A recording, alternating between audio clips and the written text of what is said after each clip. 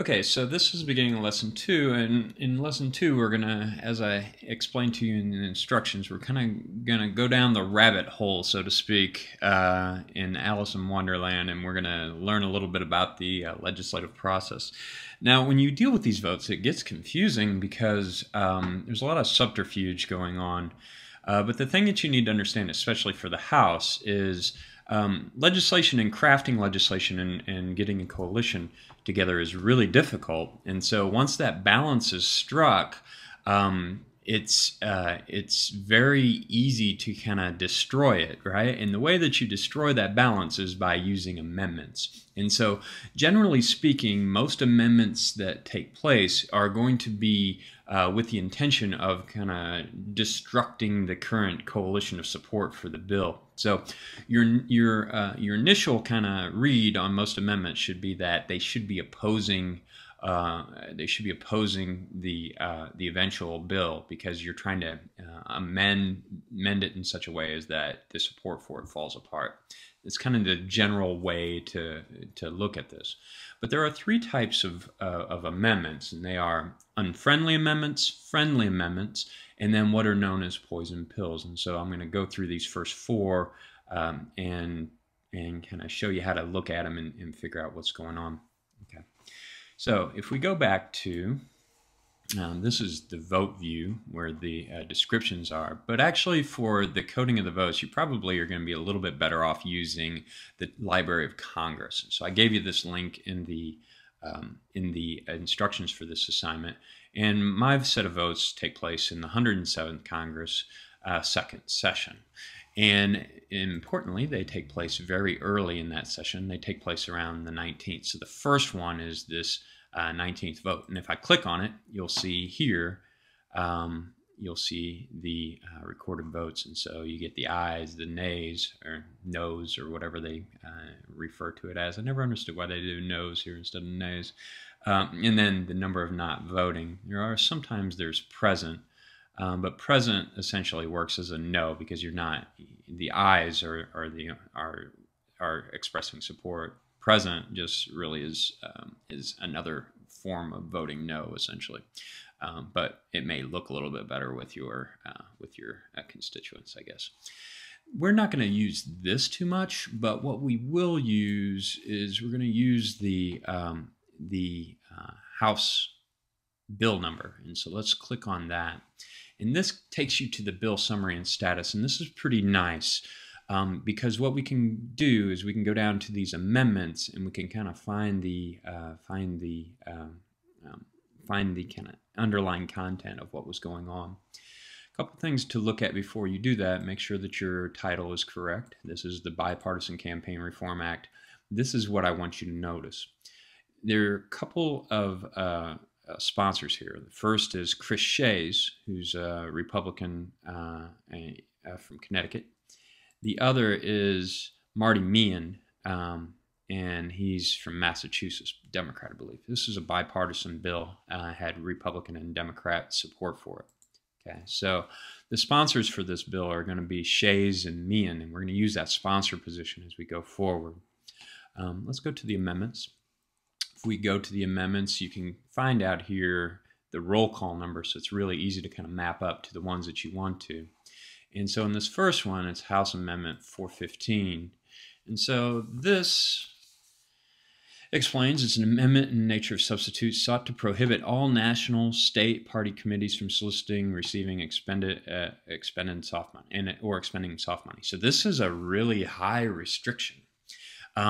And so I want to think about that as we go back to our coding rules. Okay, so an amendment in the nature of substitute, numbered 13, printed in the Congressional Record of February 12, 2002. If you want to get to the actual content of this, you can go find it in the Federal Register. To prohibit all national and state party communities from soliciting, receiving, or expending soft money. The amendment explicitly prohibits the use of soft money for generic voter participation efforts by national or state parties and by corporations and labor unions. The key here is soft money, and the other aspect of this is voter participation and turnout and that kind of stuff. Really what this was Democrats like the use of soft money for voter participation. They just don't like it for some other purposes where it goes through. And we're going to look at this and see kind of what happens. So let's go to our table of coding rules first. All right, so if we look at this, this is going to be about soft money, right? And policy proposals that either restrict or limit the amount of soft money contributions associated with political candidates, relaxes current restriction or proposed language, right? Increases. Well, if you look at this, it's a pretty high bar. They're outright banning it for the purposes of this act, and so that is going to be CR2 and a code of 1. So when I go back to my deal, I'm going to say CR2 and I'm going to say 1. So it's coding rule 2 and it's an outright ban, so it's pretty heavy. It's a pretty heavy rule. But now I want to see what's going on with the sponsors. Now, this could be something where the sponsor is behind it or the sponsor opposes it. And so let's take a look at what happened. If we go here, once we get done with this, we can click on roll call number 19. Let's look at the ayes. And so I'm going down here. I don't see Shays, and I don't see Meehan either. If I look at Meehan, no, so not Meehan. So I look at the noes or the nays. And down here, I've got Chris Shays, and I've got Marty Meehan. Okay, so in this case, the sponsors to the bill are voting against this amendment. So the sponsor, they voted nay. Now what happened here is, this is what's known as a poison pill amendment.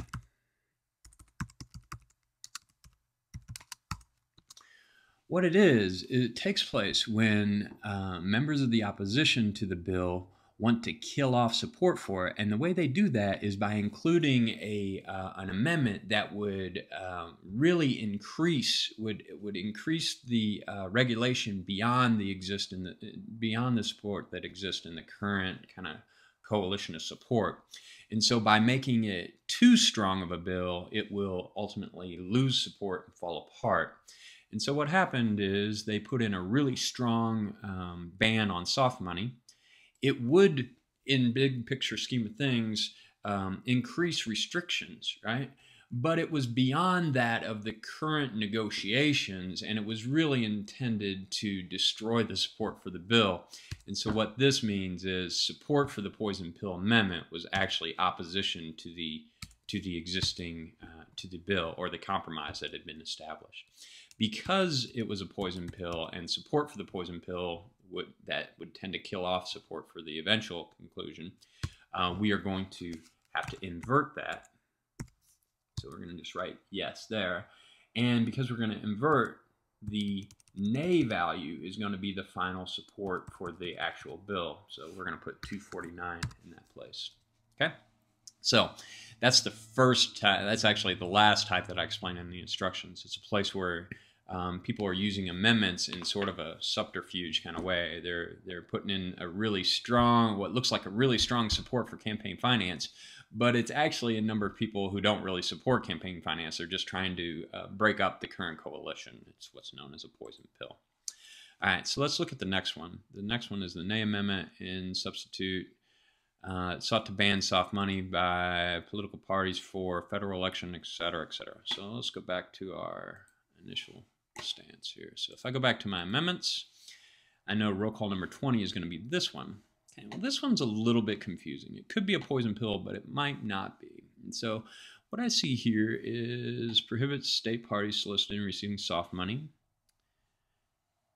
from, and it may limit individual may contribute to candidates, parties, action committees from 25,000 to 30,000. Increasing contributions.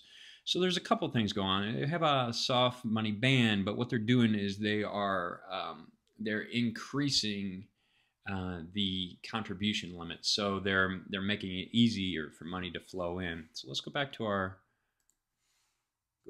deal. We've got in this one, I believe we're going to use soft money contributions, relaxes the current restriction or proposed language, or increases it. So what they're doing is they're relaxing the contribution limits, going from 25 to 30,000, et cetera. And so this is what is known as just a simple unfriendly amendment. Okay. So what we'll do is we'll go back. I'm going to say this is CR2 because it's soft money and a bunch of other stuff put together. And it really is, it's relaxing the current restrictions. It's increasing the contribution limits. And so that's what we're going to put there. Let's look at what the sponsors did on this bill. If we go to this one, we can go to roll call number 20. Let's see the ayes. Not much support for this at all. And Shays nor Meehan are in here. If we go to the nays, we got Shays here and we got Meehan down here. Okay, good. So what that tells me is it's not a position where going back, it's this one, they're nays. So this is, it's not extending the bill to a point where you're going to lose support. It's cutting back on the current bill. And so what this would be is simply an unfriendly amendment. And support for an unfriendly amendment is opposition to the end bill. That means we're going to have to invert it. And in this one, that means 377 people ultimately voted no, but their no was eventually support for the bill. Okay, good.